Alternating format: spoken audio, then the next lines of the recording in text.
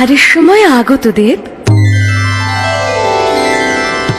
দেখো নাকি দেবী, আমি সমাধিতে লীন। মায়ার জগৎ হই, সামান্য ক্ষুধার সত্যবিহীন। জ্ঞান ক্ষুধা মহা সত্য, অন্য ক্ষুধা নয়। দেবী হয়ে এই কথা জেনেছ নিশ্চয়। যে অন্ন ভোজনে ত্রিভুবনে রক্ষা হয় কায়া, তারে বলো মায়া। অজ্ঞানের অন্ধ অহংকারে বিদ্রুপ করো তুমি আমারে। বেশ, তবে থাকো তুমি মায়াময় তব অনাহারে। তোমার তো প্রয়োজন নাই এই মূর্খ আমারে।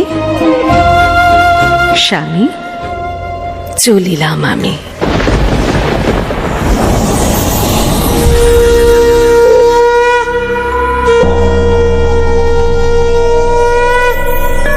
যোগিনী ক্ষুধা, প্রকাশিত হও। মহাদেবে চিরতরে করিতে নিশ্চুপ, চাই তব রূপ।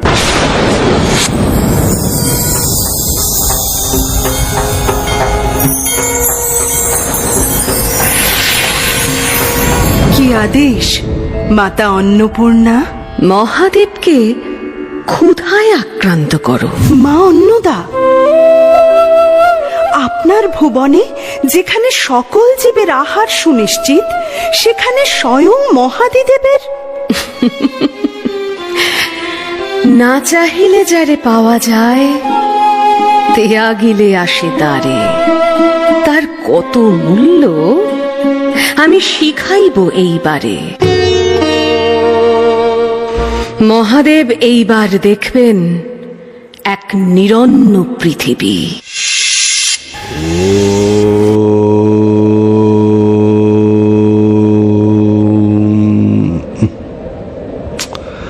কি জঠরে একই অনুভূতি, ব্যাহত হচ্ছে আমার ব্রহ্মস্তুতি। নিশ্চয় যোগে ধ্যানে হয়ে যাবে দূর। ও না, করিতে তো হবে এই অন্ন ক্ষুধা দূর। দেবী নাই, অন্ন চাই গিয়ে কোনো দ্বারে। অন্নদার সংসারে কেউ ফিরায় না কারে। অন্নপাত্র শূন্য পড়ি, শূন্য অন্ন গোলা, বাতাস ভরে না আর ব্যঞ্জনের ঘ্রাণে। চতুর্দিকে শুধু চাই চাই, অন্ন যার নাই তার আর কিছু নাই। জগতে অন্ন নাই যে নিরন্ন মুখে শুনিতে কি বাস অসহায় হাহাকার। অন্ন নাই যে মাধুর জগতে অন্ন নাই যে।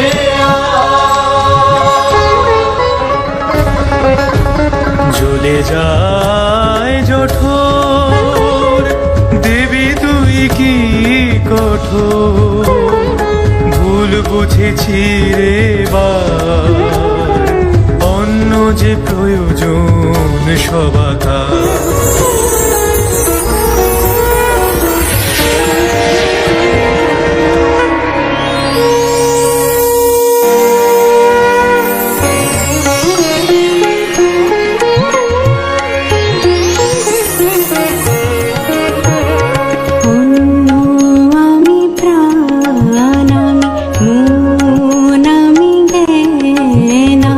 পূর্ণায়ামি আনন্দ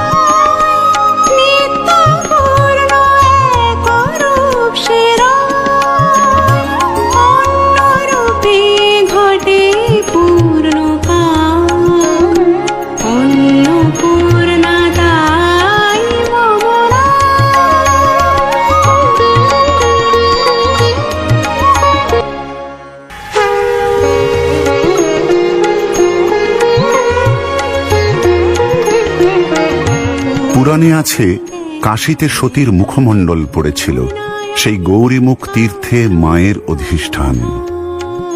অন্নপূর্ণার পূজা করলে গৃহে অন্নাভাব থাকে না।